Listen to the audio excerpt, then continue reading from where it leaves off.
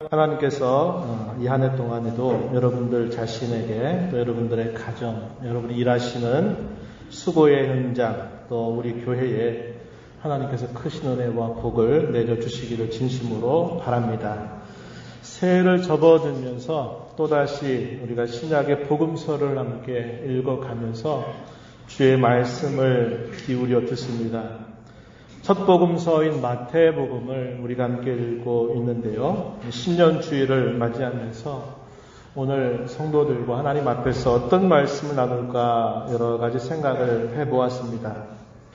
우리 주님을 우리가 생각하면서 주님께서 우리를 위해서 당하셨던 그 시험의 내용들을 한번 살펴보고 어떻게 이겨내셨는가 또 살펴보면서 우리가 한 해를 달려가면서 또 이런 저런 어려운 일들을 만나고 시험을 만나게 될 때 잘 이겨내면서 앞서가신 주님의 걸음을 잘 따라가는 우리 모두가 되었으면 좋겠다 하는 그런 마음을 가지고 오늘 말씀을 준비했습니다. 오늘 마태복음 4장 1절로부터 11절의 말씀을 가지고 주님 가신 걸음 따라라는 그런 제목으로 함께 말씀을 나누겠습니다.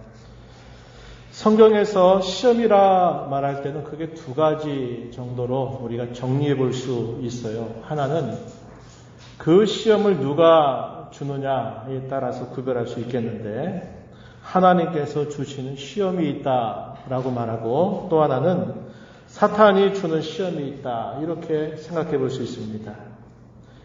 하나님께서 신자에게 시험을 주시는 것을 두고는 테스트라는 말을 사용합니다.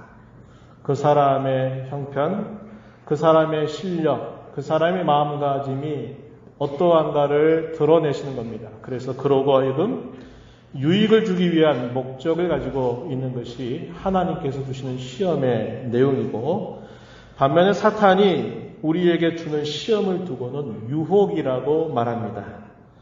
목적이 다른데요. 이 사탄이 우리를 시험하는 이 목적은 우리로 하여금 죄에 빠지게 만들어서 결국 이 신앙의 걸음에서 미끄러지게 하는데 그 목적이 있다. 이렇게 이야기해 볼 수 있습니다.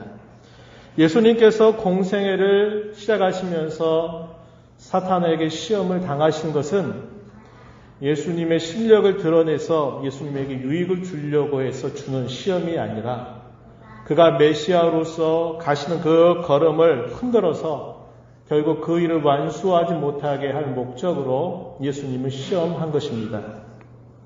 그러한 내용들 우리가 오늘 살펴보게 될 것입니다. 먼저 우리는 주님이 당하신 이 시험의 내용들을 함께 살펴보겠고 다음으로 우리가 역시 주님을 따라가면서 당하게 될 시험이 어떠한가 하는 것들을 함께 생각해 보면서 우리가 어떻게 주님이 가신 이 걸음을 우리가 이 한 해 동안 힘써 따라갈 것인가 함께 교훈받는 시간이 되기를 바랍니다. 예수님의 공생의 3년은 메시아로서 주어진 길을 가시는 시간들이었습니다. 33년이라고 하는 시간을 사시면서 3년 기간을 공생애라고 말합니다. 그걸 왜 공생애라고 부르느냐? 예수님께서 자신을 위해서 사시는 삶이 아니라 인류의 자기 백성들을 구원하시기 위해서 공적으로 사셨다. 그래서 이걸 공생애라고 부릅니다. 공생애 3년을 시작하시면서 예수님은 가장 먼저 요단강에서 세례를 베푸는 세례자 요한에게 나아가서 세례를 받으십니다. 그리고 40일 동안의 광야라고 하는 곳에서 홀로 아무것도 드시지 않고 금식을 하시게 됩니다. 오늘날 우리 사람들이 하는 것처럼 40일 금식했다 그런 것도 참 대단한 일인데 우리 사람들이 할 때는 물을 마시기도 하는 일들은 하지만 예수님께서 이 40일 금식을 하신 것은 아무것도 먹지 않고 하실 것입니다. 사람의 힘으로 감당할 수 없는 그런 일을 하신 것이죠. 그 옛날 모세가 하나님께로부터 율법을 받기 위해서 시내산에 40일 동안 올랐던 일이라든지 엘리야가 또 40일 동안을 줄이게 된 일들이라든지 이런 특별한 금식과 같이 예수님께서 40일 금식하신 이 사실들은 보통 우리가 할 수 있는 그런 정도의 금식과는 성격이 다른 것이라는 겁니다.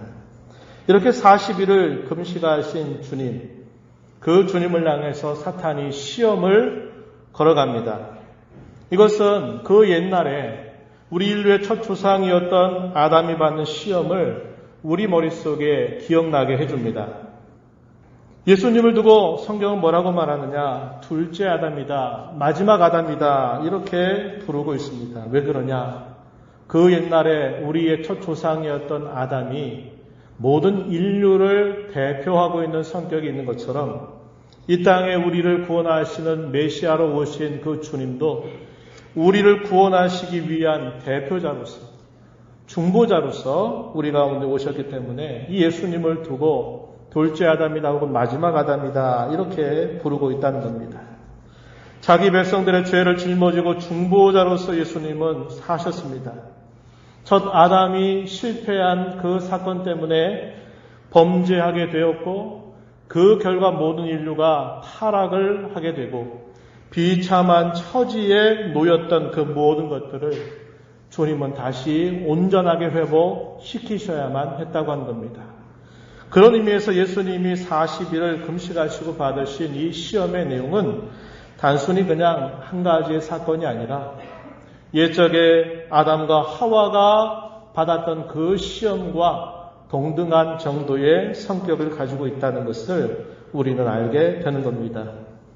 이런 맥락에서 본문에서 우리가 읽은 예수님께서 당하신 이 시험의 내용, 마태복음 4장 1절부터 11절의 이 내용을 처음에 조상이었던 아담이 에덴 동산에 있을 때 당했던 그 시험의 내용, 이것이 창세기 3장 1절로부터 6절에 표현됩니다. 그리고 후대에 사도 요한이 고난받고 있는 그리스도인들에게 경고하는 내용, 이것이 요한일서 2장 15절부터 17절 이 내용과 연결을 시켜서 이해하려고 하는 설명이 많이 있었다는 겁니다.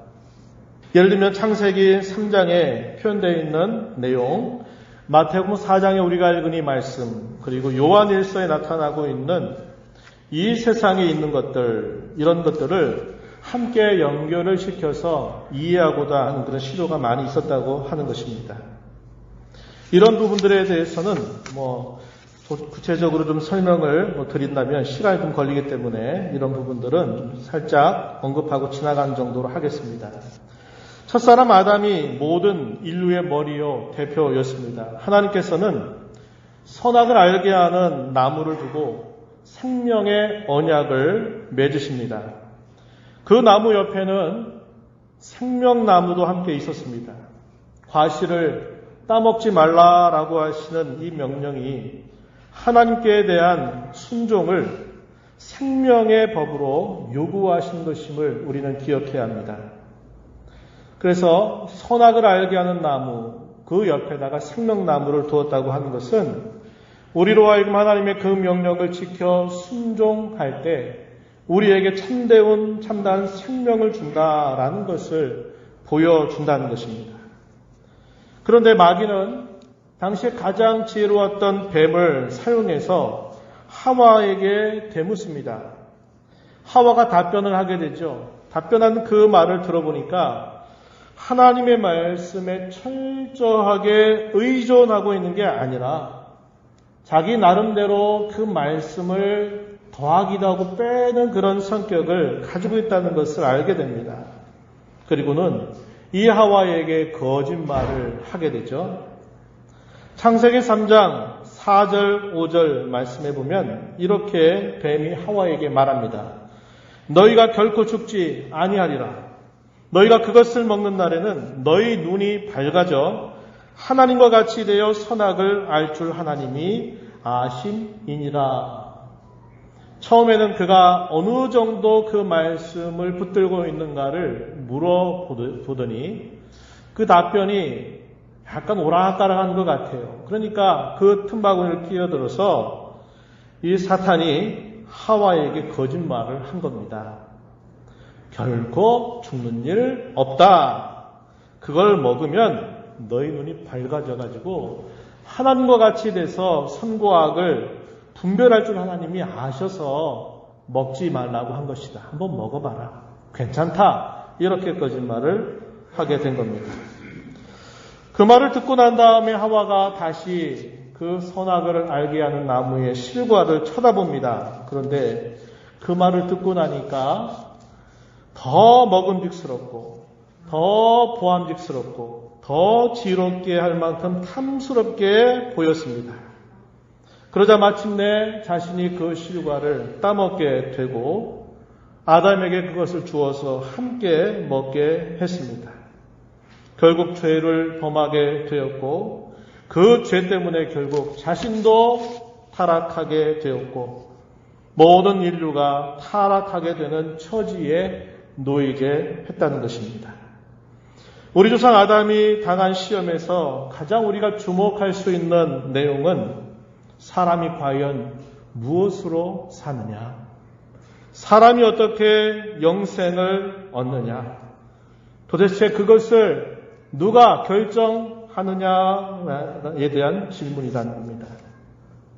하나님께서는 그 실과를 통해서 사람이 사는 길, 사람이 영생하는 길, 그 문제를 사람이 스스로 결정하는 게 아니라 하나님의 말씀을 듣고 그 말씀을 순종하는 일에 달려있다라는 것을 그걸 통해서 알려주시기를 원하셨던 것입니다. 그런데 사탄은 하와를 깨어서 뭐라고 말합니까? 사는 문제는 네가 결정하는 문제야. 네가 결정하면 되는 거지. 뭘 그걸 가지고 망설이고 있느냐라고 말하는 겁니다. 자기의 운명은 자기 스스로 결정해야지. 무슨 하나님께 그런 걸 맡긴다고 하느냐라고 말하면서 말로 꼬드겼던 것입니다. 그 말을 들었던 하와는 결국 그 말에 빠져서 결국은 범죄하게 되었다는 것을 보여주고 있습니다. 이제 우리가 생각한 것은 이 마태복음 4장 1절 이하에 주어지고 있는 예수님께서 당하신 시험의 내용입니다. 이 시험의 내용을 생각할 때 우리가 던져야 될 질문은 바로 이런 것입니다. 메시아로서 주어진 걸음을 걸어갈 것인가? 아니면 하나님으로서, 하나님의 아들로서 쉽고 빠른 길을 갈 것인가 하는 그런 질문입니다. 우리가 마태복음 3장에 보게 되면 예수님께서 세례를 받으시는 그 순간에 하늘로부터 음성이 들려지죠. 마태복음 3장 17절 말씀에 보면은 이렇게 표현합니다. 하늘로부터 소리가 있어 말씀하시되 이는 내 사랑하는 아들이요 내 기뻐하는 자라 하시니라. 하늘로부터의 소리는 성부 하나님의 음성입니다. 그 소리가 어떻게 들렸다고 말합니까? 이 사람은 내 사랑하는 아들이다. 내 기뻐하는 자다. 이 말은 하나님의 아들이다 라는 말입니다. 이 하나님의 아들이라고 하는 말은 예수님께서 이 땅에 태어나시기 때문에 하나님의 아들이다 라고 말하는 게 아니라 이 하나님의 아들이라고 하는 표현은 우리가 아는 것처럼 성자를 표현하는 겁니다. 이 성자 하나님, 아들 하나님을 표현하는 이 말이기 때문에 이것은 예수님의 사람 되심을 두고 표현하는 것이 아니라 예수님은 본래 성자 하나님이셨다라는 것을 말해주는 겁니다. 그 말은 성부 하나님과 동등하신 분, 하나님 자신이다라는 말을 이렇게 한 것입니다. 그런데 예수님이 이 땅에 오신 것은 하나님의 아들이신데 그 아들께서 어떻게 오신 겁니까? 우리와 같은 사람이 되셔서 우리를 건져주시려고 이 땅에 사람으로 오신 겁니다. 그래서 그분이 이 땅에서 하실 일들은 무엇이냐?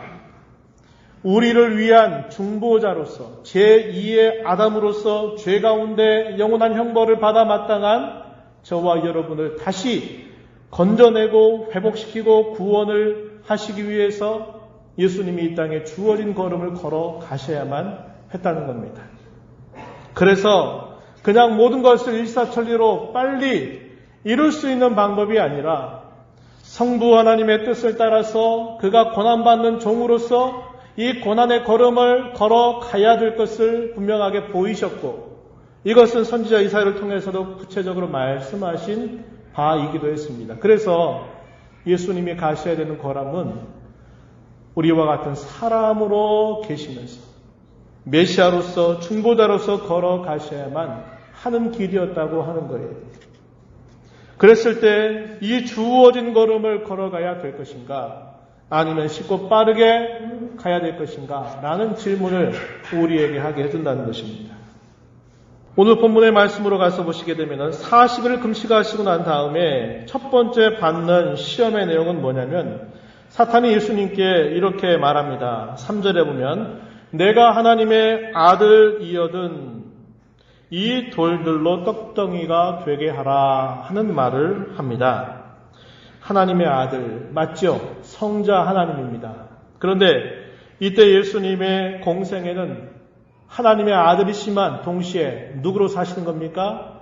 우리와 같은 사람, 우리를 건져주시기 위해서 고난이라고 하는 걸 통해서 십자가에 죽으시고 부활하신 이 일을 통해서 우리를 다시 구원하고 새롭게 하시는 걸음을 걸어가셔야만 되는 분이었다는 거예요. 그런데 사탄은 하나님의 아들이라면 이 돌들을 명령해서 떡덩이가 되게 해서 먹어라 이렇게 이야기를 하는 것입니다. 사람이 과연 무엇으로 사느냐 하는 그런 질문을 다시 떠올려주는 질문입니다. 우리가 조금 전 살폈던 아담과 하와가 에덴 동산에 있을 때 마귀가 찾아와서 그에게 시험하는 내용. 네 문제는 네가 스스로 결정하면 되는 거야. 뭘 하나님의 말씀에 매이려고 하는 거야. 네 운명은 네가 결정하면 돼. 라고 말하는 그런 식과 비슷한 질문을 떠올려주는 겁니다. 예수님께서 답변하십니다. 4절 말씀에 사람은 떡으로 사는 존재가 아니라 하나님의 입으로 나오는 말씀으로 사는 것이다 라는 말씀을 하시게 됩니다. 예수님은 신명기 8장 3절에 있는 이 말씀을 인용하셔서 사람은 떡 위주로 먹을 것 위주로 살아가는 존재가 아니라 하나님의 말씀을 듣고 그 말씀을 먹는 자로 살아가야 된다. 이런 답변을 하신 것입니다. 그랬더니 사탄이 예수님을 데리고 또다시 어디로 가느냐? 성전 꼭대기로 데려갑니다. 그리고 나서 말합니다. 네가 만일 하나님의 아들이라면 이 성전 꼭대기에서 뛰어내려 봐라. 그러면 하나님께서 너를 붙들어 다치지 않게 할 것이다 라고 이야기합니다. 이때 사탄이 말씀을 하나 인용했는데 그 말씀이 어디에 등장하냐면 시편 91편 11절과 12절 말씀을 인용해서 이렇게 시험을 걸어온 것입니다. 그런데 이 시편 91편 11절에 보면은 하나님께서 너를 지켜주신다라고 하는 그 말씀을 할 때 어떤 표현이 있냐면 내 모든 길에서 너를 지켜주신다 이런 말씀을 하고 있어요. 그런데 사탄이 예수님을 향해서 시험을 할 때 이 표현을 빼버려요. 자, 내가 하나님의 아들이라면, 내가 하나님이라면, 정자라면 내가 저 성전 꼭대기에서 뛰어내린다 하더라도 반드시 천사들이 너를 보호해서 하나도 다치지 않게 해줄 거다. 뛰어내려 봐라. 이렇게 이야기한 겁니다. 말씀을 인용을 했는데 그 말씀 중에서 부분을 빼버리고 그것만 이야기하는 거예요. 당시에 그 예루살렘 성전 꼭대기에서 밑에까지 쭉 떨어지는 길들은 한 100m가 넘는 벼랑 끝입니다. 절벽 끝으로 떨어지는 거예요. 그렇게 되면 어떤 사람도 살 수 없는 겁니다. 예수님을 향해서 네가 하나님의 아들이고 내가 성자라면 네가 뛰어내려봐라. 그래도 넌 죽지 않겠냐. 라고 이렇게 말하면서 시험을 걸고 있는 것입니다. 예수님께서 이 대답을 하실 때 뭐라고 답변하십니까? 주 너의 하나님을 시험하지 말라라는 역시 신명기에 있는 말씀을 인용해서 그에 대한 답변을 주시게 됩니다. 예수님께서 가셔야만 하는 걸음은 어떤 걸음이었습니까? 계속 우리가 살펴보는 것처럼 예수님은 고난을 통해서 우리를 건져주시고 우리를 구원하셔야만 하는 길을 가셔야만 했어요. 이게 성부의 뜻이었고 메시아로서 자신이 걸어갈 주어진 걸음이 바로 그거였다는 것을 성경이 말해주고 예수님도 그것을 알고 계신 겁니다. 그런데 주님이 가셔야 할 그 길을 따라가지 않고 그저 손쉬운 방법으로 가는 것을 결코 예수님은 용납하실 수가 없는 것입니다. 그래서 예수님께서는 하나님을 시험하지 말라라고 하는 답변을 주시면서 그 시험을 이겨내시게 되는 겁니다. 우리 신자들도 그럴 수 있잖아요. 하나님이 살아계십니까? 모든 게 다 만사오케이, 모든 게 다 문제없어 라고 이렇게 답변을 하게 되면 어떤 문제를 만날 수 있을까요? 만약에 이런 문제는 절대로 일어나지 않을 거야 라고 말했던 것이 실제로 한번 일어나 보세요. 그럼 어떻게 하겠습니까? 그럼 하나님은 거짓말쟁이가 되는 겁니까? 하나님 그렇게 말씀하셔놓고 하나님 말씀을 지키지 않는 분이 되는 겁니까? 우리가 이런 부분을 매우 조심해야 한다고 하는 겁니다. 어떤 일의 결과를 두고 보면은 그 결과를 하나님께서 우리로 하여금 유익되게 하시는 것은 성경의 확고한 약속이에요. 그러나 우리가 하나님을 섬기기 때문에 교통사고도 안 나고 병도 안 걸리고 불치병에 걸려도 다 나음은 있고 어떤 문제가 생겨도 다 그 문제가 아무런 문제가 안 된다라고 말해버리게 되면 그것이 큰 올무가 된다는 겁니다. 하나님의 깊으신 생각을 우리가 다 알 수 없고 헤아릴 수 없는데 마치 내가 하나님처럼 그렇게 해도 다 아무런 문제가 없어 거뜬해 다치지 않을 거야 어려운 일 하나도 만나지 않을 거야 라고 말해버리면 이게 하나님을 시험하는 일이 될 수 있다는 것을 우리는 항상 조심해야 한다는 겁니다. 세 번째 시험의 내용은 9절에 보면 이렇게 말합니다. 만일 나에게 엎드려서 경배하면 이 모든 것 천하 만국과 그 영광을 너에게 주겠다라고 이렇게 유혹을 합니다. 방자함이 이루 말할 수 없는 것이죠. 오직 경배의 대상은 하나님 자신임에도 불구하고 자기에게 마치 경배함이 이 모든 것들을 다 준다라고 말하는 식으로 예수님을 시험하는 것이 얼마나 완악한 것이고 얼마나 방자한 시험의 내용인지 모릅니다. 예수님께서는 그에 대해서 분명히 말합니다. 모든 사람은 하나님께 경배함이 마땅하다. 하나님만이 유일한 경배의 대상이다.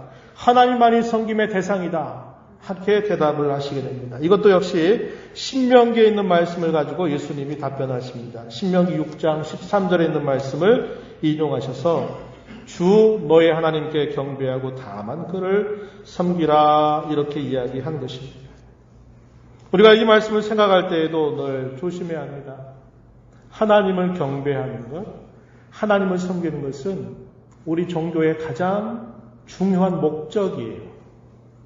이걸 하나의 수단으로 삼아가지고 하나님을 경배한다, 하나님께 예배한다, 하나님을 섬긴다, 하나님께 봉사한다 하는 것을 하나의 자기 수단으로 삼아가지고 그렇게 해서 내가 뭔가를 영화를 누리겠다, 내가 뭔가 더 많은 것을 받아 누리겠다 이렇게 생각하면 이미 그 종교가 변질된 겁니다.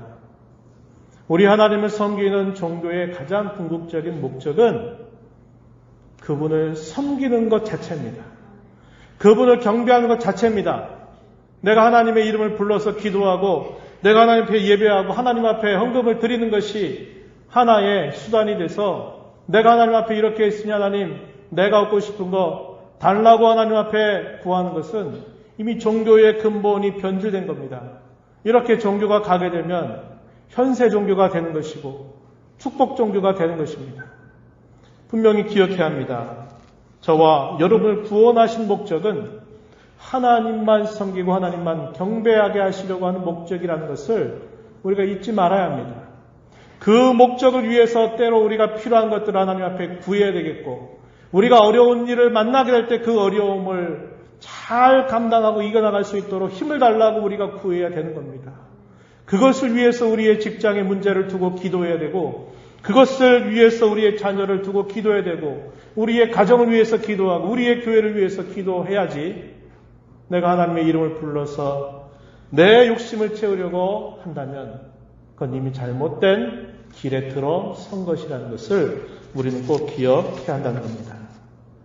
이제 우리는 두 번째 주제입니다. 교회와 성도가 나가는 시험의 내용을 함께 생각해 보겠습니다.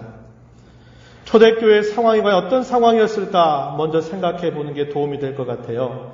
그리스도를 따르는 교회와 성도도 그리스도께서 당하신 이 시험의 내용처럼 여전히 시험을 당합니다. 마태복음을 포함한 모든 복음서의 기록은 역사적인 사건을 따라가면서 하나하나 기록한 것을 모은 것이 아닙니다. 다시 말씀을 드리면 예수님 당시에 복음서가 기록된 게 아니라는 거예요. 모든 기록의 자료들과 여러 전승들을 통해서 모아진 그런 자료들을 가지고 실제로 이 복음서가 기록이 된 때에는 예수님이 승천하시고 난 다음에 적어도 30년, 40년 정도 시간이 지나면서 한꺼번에 기록이 되었다고 하는 것입니다.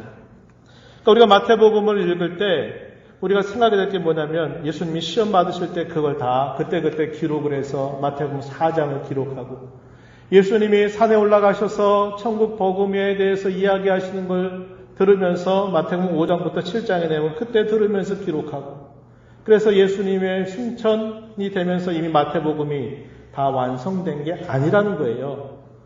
이것은 그런 자료들이 모아졌다가 초대교회 역사가 진행되고 한 30년, 40년 정도 시간이 흘러서 교회에 처해져 있는 특별한 상황 속에서 성령이 사도들을 감화해서 영감해서 그 기록을 하게 하셨다는 겁니다. 그런 상황 속에 어떤 일이 있었는가 하는 것을 우리는 주목해야 합니다.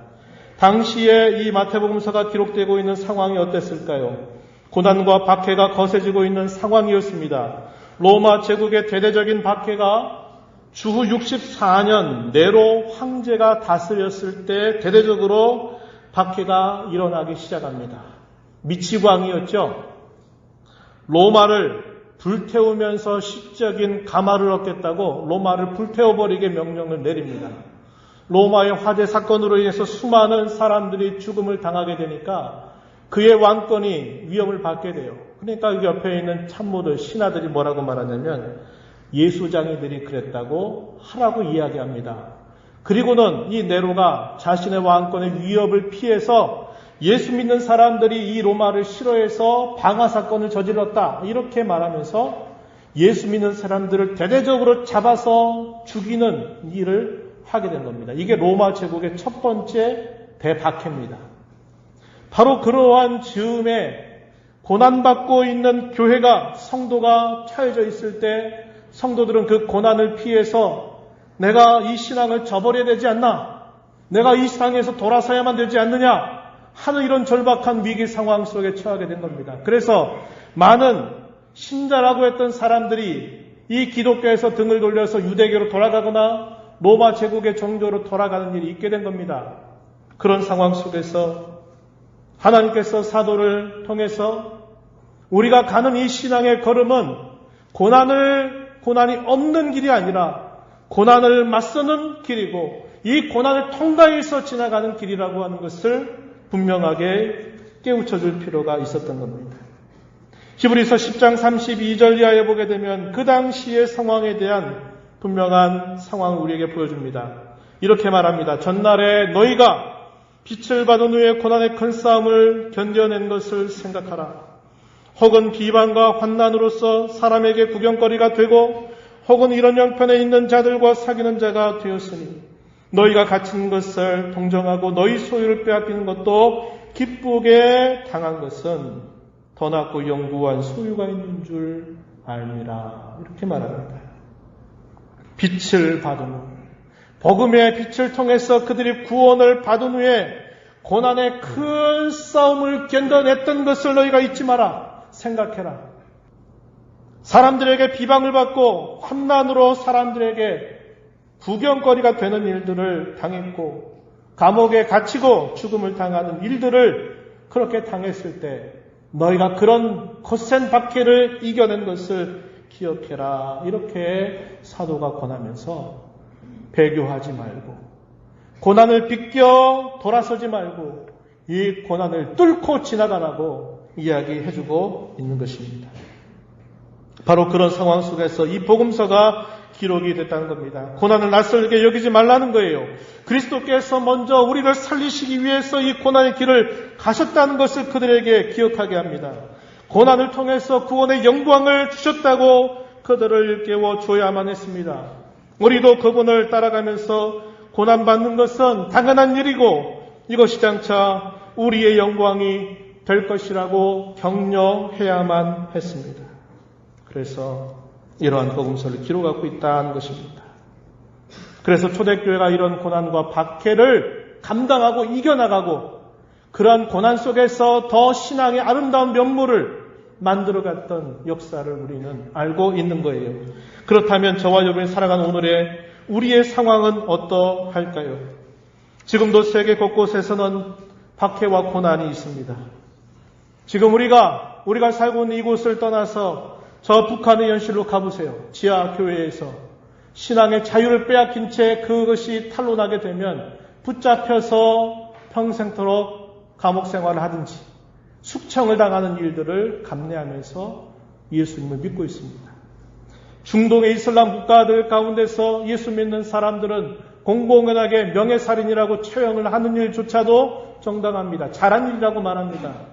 여전히 같은 하늘 아래 살고 있지만 북한에 있는 지하교회나 또 중동에 있는 그런 예수 믿는 사람들은 그런 박해와 고난을 지금도 겪고 이겨나가고 있는 거예요. 그러나 우리 한국 사회는 이미 그런 고난의 시기가 지나갔습니다. 여러분 이런 이야기 잘 아시죠? 냄비 속에 있는 개구리 이야기. 처음부터 물이 뜨거울 때는 개구리가 그 물로 뛰어들질 않아요. 그런데 그 물이 일반적인 상온에 있는데 거기에 불을 가열해가지고 그것을 서서히 온도를 높여가게 되면 개구리가 뛰쳐나가지 않는다 그러죠.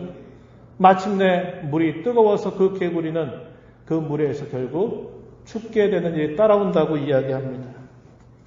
이게 뭘까요? 오늘날 우리 한국 사회가 겪고 있는 그런 애매한 그런 특별한 고난의 성격이라고 말할 수 있습니다. 사도 요한은 이렇게 말한 바 있습니다. 요한일서 2장 15절로 17절에 이런 말을 합니다. 이 세상이나 세상에 있는 것들을 사랑하지 말라. 누구든지 세상을 사랑하면 아버지의 사랑이 그 안에 있지 아니하니 이는 세상에 있는 모든 것이 육신의 정욕과 안목의 정욕과 이생의 자랑이니 다 아버지께로부터 온 것이 아니요 세상으로부터 온 것이라. 이런 말씀을 이야기합니다. 이 세상에 대한 달콤한 유혹, 이 세상에 대한 그 사랑, 이것이 오늘 우리의 사회를 병들게 만들고 우리의 신앙을 병들게 만드는 매우 중요한 요인이 된다는 것을 우리는 기억해야 합니다. 아무리 이 세상이 저와 여러분을 향해서 때로는 맹공으로, 때로는 이러한 달콤한 유혹으로 찾아올지라도 저와 여러분은 어떠한 시험의 성격이라도 우리는 감당할 수 있고 감당해내야만 합니다. 성경은 이렇게 약속합니다. 사람이 감당할 시험 밖에는 너희가 당한 것이 없나니 하나님은 믿부사 너희가 감당하지 못할 시험 당할 허락지 아니하시고 시험 당할 즈음에 피할 길을 내사 너희로 능히 감당하게 하신다. 고린도전서 10장 13절에 이러한 약속이 있습니다. 말씀을 맺습니다. 2020년 우리의 새로운 한 해를 하나님께서 선물로 주셨습니다. 이 한 해를 우리가 살아가면서 어떤 일을 만났는지 우리는 아무도 알 수 없습니다. 그러나 하나님께서 새해를 주셨다고 하는 것은 이 한 해를 우리에게 새로운 기회로 주신 것입니다. 죄를 범하는 악한 습관들을 두말할 필요도 없이 우리는 끊어내야만 합니다. 결코 죄로 이어지는 나쁜 습관을 우리는 반드시 고쳐가도록 힘을 써야만 합니다. 이것이 새해를 받는 저와 여러분이 하나님 앞에서 해야 될 마땅한 도리입니다. 선하고 좋은 습관을 만들어가는 일에 힘을 함께 기울이는 저와 여러분이 되기를 바랍니다. 오늘 우리가 읽은 말씀처럼 우리 주님께서는 우리를 건지시기 위해서 이 고난의 걸음을 마다하지 않고 묵묵하게 주어진 걸음을 하나하나 뚜벅뚜벅 말씀에 의지해서 걸어가셨습니다. 그분의 고난을 통해서 우리가 생명을 받았습니다. 그분이 상함을 통해서 우리는 치유함을 받았고 그가 채찍을 맞는 일들을 통해서 우리는 나음을 입었습니다. 그가 십자가에 죽으신 그 일을 통해서 우리의 모든 죄값은 완전하게 다 갚아졌습니다. 사망의 권세를 깨뜨리시고 부활하신 이를 통해서 우리가 하나님 앞에 설 수 있는 의로움의 자격을 받게 되었습니다. 이것은 주님께서 이 땅에 메시아로 오셔서 자신에게 주어진 걸음을 묵묵하게 말씀에 의지해서 걸어가는 그 일을 통해서 저와 여러분에게 이루어 주신 놀라운 선물입니다. 저와 여러분 또한 그 주님의 가신 걸음을 따라가야 할 교회요 성도임을 기억해야 합니다. 우리에게 베풀어 주시는 그 은혜와 사랑이 얼마나 큰지를 망각하지 않게 하시려고 하나님은 때때로 우리가 여러 많은 시험과 어려움을 당하는 것을 허용하십니다. 우리가 지난 송구영신 예배 때 나눴던 말씀이죠. 우리를 풍부한 곳으로 하나님 우리를 인도해 가실 겁니다. 그런데 고난이 없고 어려움이 없고 아무것도 없는 풍부함이 아니라 고난의 어려움을 통과하고 우리를 단련한 과정을 통과해서 우리로 하여금 풍부함이 이르게 하시겠다고 하시는 약속의 내용입니다. 이 안에 우리가 주께로부터 받아서 이 안에 새로운 결심으로 힘차게 출발하십시다. 앞서가신 주님의 뒤를 따라서 저희도 교회도 그 걸음 따라가겠습니다. 지켜주시고 인도해 주시고 힘을 주시옵소서. 이렇게 기도하면서 이 한 해 힘차게 달려가는 저와 여러분 되기를 축복합니다. 하나님 아버지 감사합니다. 새로운 한 해를 우리에게 또다시 선물하신 귀한 사랑을 감사합니다. 기회로 주신 이 한 해를 아무 계획 없이 아무 다짐 없이 악습들을 번복하고 죄짓는 습관을 번복하는 것을 마땅하게 여기지 않게 하시고 선하고 좋은 습관을 만들어가기를 힘을 기울여가는 저희가 되게 하시옵고 저희들을 위해서 앞서가신 주님의 그 걸음을 따라서 우리도 어떤 시련과 어떤 시험이 우리를 기다리고 있다 하더라도 말씀으로 승리하고 믿음으로 승리하여 하나님께 영광이 되는 삶이 되게 하여 주옵소서. 예수님 이름으로 기도하옵나이다. 아멘.